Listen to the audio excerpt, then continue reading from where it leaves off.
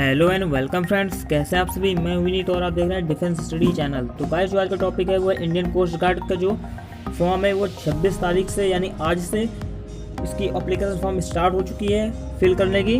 ठीक है, तो आज के इस वीडियो में बताऊंगा कि इंडियन कोस्ट गार्ड का फॉर्म आप स्टेप बाय स्टेप कैसे फिल कर सकते हैं। सारी डिटेल में स्टेप बाय स्टेप सारी आपको बताऊँगी कैसे आपको फिल करना है। ठीक है, तो चलते हैं इस वीडियो की तरफ से। उससे पहले आप सभी हमारे चैनल को सब्सक्राइब कर दें, लाइक कर दें, शेयर कर दें। तो चलते हैं मैं टॉपिक और इंडियन कोस्ट गार्ड के बारे में।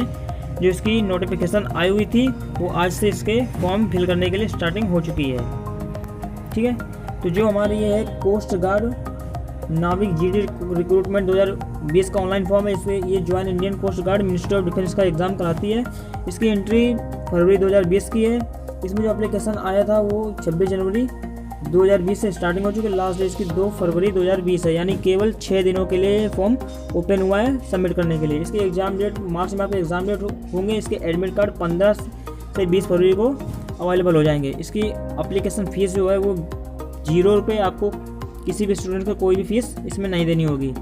इसकी जो एज लिमिट होगी, एज लिमिट 18 ईयर होगी मिनिमम और मैक्सिमम 22 साल होगी, यानी एज लिमिट 1 अगस्त 1998 से 31 जुलाई 2002 तक के लिए रहेगी। इसमें जो एलिजिबिलिटी है वो 10+2 इंटरमीडिएट में मिनिमम आपका 50% मार्क्स होना चाहिए। फिजिक्स और मैथ्स का सब्जेक्ट बिल्कुल होना ही चाहिए, फिजिक्स मैथ होना चाहिए। इसमें हाइट होगी मिनिमम 157 और रनिंग आपकी होगी 7 मिनट में 1.6 किलोमीटर यानी 1600 मीटर होगी। स्क्वायर इसमें 20 टाइम्स और पुशअप 10 टाइम्स होंगे।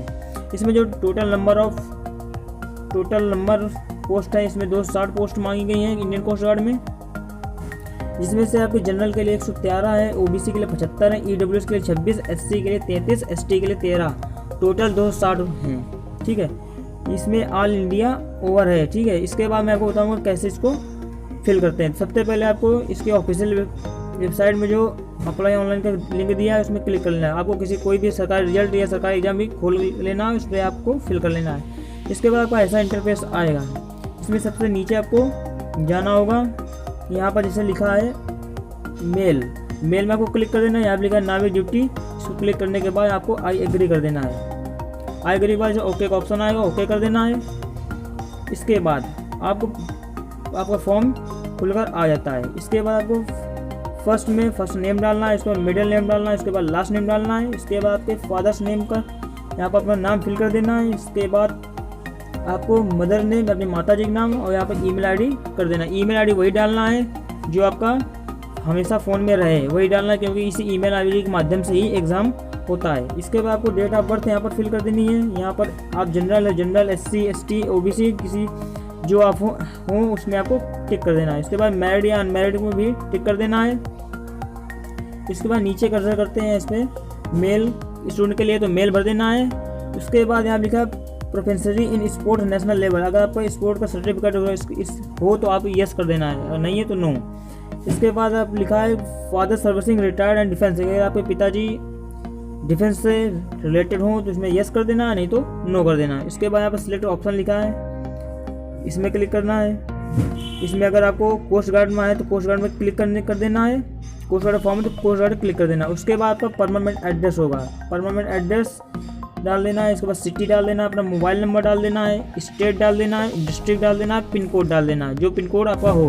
इसके बाद नीचे यहाँ पर ऑप्शन दिया है click here to current address, इसमें भी आपको क्लिक कर देना है। जैसा सेम ऊपर एड्रेस होगा ये नीचे फिल हो जाएगा। इसके बाद आपको सेंटर चॉइस कर लेना, जो सेंटर आप लेना चाहते हैं। यहाँ पर आपका सेंटर चॉइस होगा। इसमें जब राइट कॉर्नर में एक बटन बनी हुई, यहाँ पर आपको क्लिक कर देंगे तो आपके सारे सेंटर्स ओपन हो जाएंगे। ठीक है, इसके बाद आपको यहाँ पर अगर आपके पास एनसीसी का सर्टिफिकेट हो, एनसीसी सर्टिफिकेट ए लेवल को ए डाल देना, बी लेवल का हो तो बी लेवल डाल देना, सी हो तो सी डाल देना। जो लेवल का आपके पास सर्टिफिकेट हो वही लेवल उसमें क्लिक कर देना। इसके बाद आपको नीचे लिखा है एजुकेशन क्वालिफिकेशन के बारे में, इसके यहाँ पर आपको 10+2 हो तो वो इसमें टिक करने के बाद आपको यहाँ per year passing certificate number और बोर्ड यूनिवर्सिटी का नेम डाल देना है, टोटल नंबर डाल देना है और जितने आपके इन 12th में नंबर आए होंगे वो डाल देना है। उसके बाद परसेंटेज आपको फिल कर देना है। इसके बाद अगर आपका ग्रेजुएशन हो तो ग्रेजुएशन में आपको यहाँ पर क्लिक करके सारी डिटेल्स स्टेप बाय स्टेप भर देनी है। इसके बाद आपको फिजिक्स के यहाँ पर होंगे। इसके बाद यहाँ पर मैथ के नंबर, फिजिक्स के जो टोटल नंबर है 100 का होता है। इसके बाद जो मार्क्स आएंगे यहाँ पर डाल देना है, परसेंटेज हो तो यहाँ पर डाल देना है। इसके बाद मैथ्स का यहाँ डाल देना है, ऐसे सारा भर देना है। इसके बाद आपको फ़ोटो यहाँ डालनी है। फ़ोटो आपकी 10 KB से 40 KB के बीच में होनी चाहिए। आप फ़ोटो मोबाइल से फ़ोटो खींच लेना है, उसके बाद आपको रिसाइज कर लेना है। इसके बाद यहाँ पर सिग्नेचर फिल कर देना है। सिग्नेचर फिल करने के बाद जब नीचे आप आएंगे तो यहाँ पर लिखा है ई सर्विस पर्सनल, इसमें आप क्लिक करेंगे तो ऑप्शन जो आएंगे coast guard, army, air force, navy के, तो आप कोस्ट गार्ड का भर रहे हैं फॉर्म, इसलिए कोस्ट गार्ड वाले में क्लिक कर देंगे।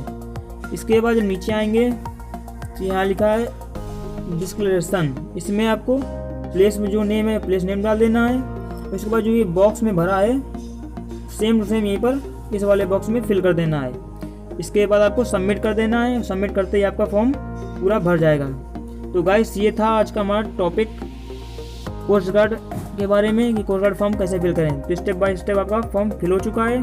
तो गाइस अगर ये वीडियो पसंद आए तो यार लाइक करें, शेयर करें, सब्सक्राइब करें। आपको इसी प्रकार फॉर्म भरना है, इसके आगे आपको कुछ नहीं करना। इतना भरने के बाद सबमिट कर देंगे, आपको डायरेक्ट प्रिंट आउट निकल आएगा।